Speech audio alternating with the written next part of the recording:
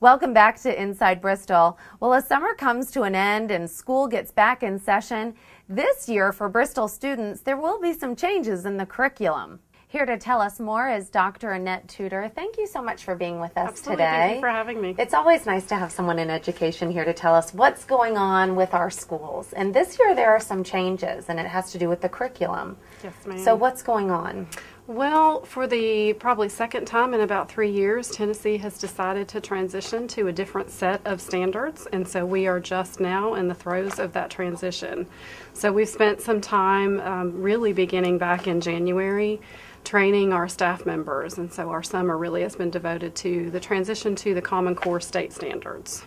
Okay, so what does this mean for the classrooms, and does it cover K through 12, or what range? Yes, actually there's really a variety of transitions, and so it will cover K-12, but at different degrees depending on the content area and the grade span. So the focus for this upcoming school year, kindergarten through second grade will have full implementation of the new Common Core state standards, and they are only in math and English language arts. Okay. So those two content areas, full implementation in grades K through 2.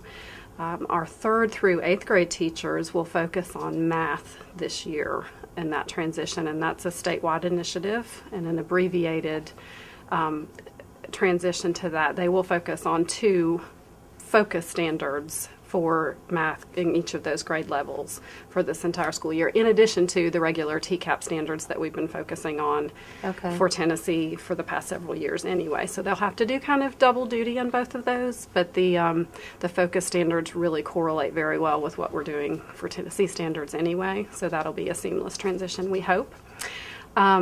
And then we have elected as a school district to voluntarily join in support of the English language arts transition. The state is offering a pilot program, and so we are doing that, and that is actually all grade levels. Oh, wow. Okay, so what will that involve?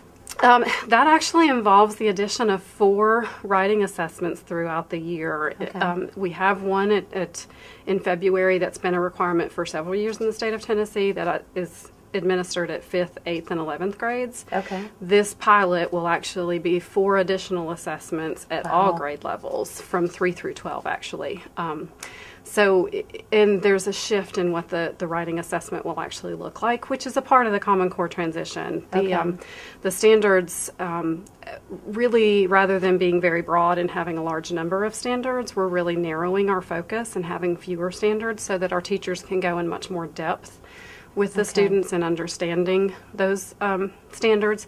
It's really a focus overall on problem solving for our students and using higher order thinking skills, which are college and career readiness skills, and getting them ready even as a kindergartner, first grader, or second grader, preparing them for college skills. Well, that is a lot of information. So what does it mean for the general parent?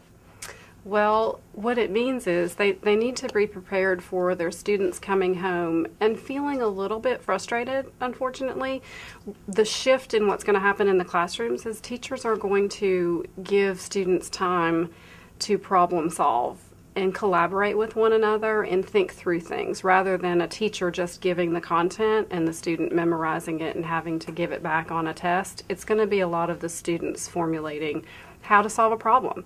There are multiple ways to solve a problem, and that's what we do in the real world every day. So it's teaching them those skills, not even so much a heavy emphasis on the content, but how to think and how to problem solve to come at a solution, and realizing there are multiple ways to do that.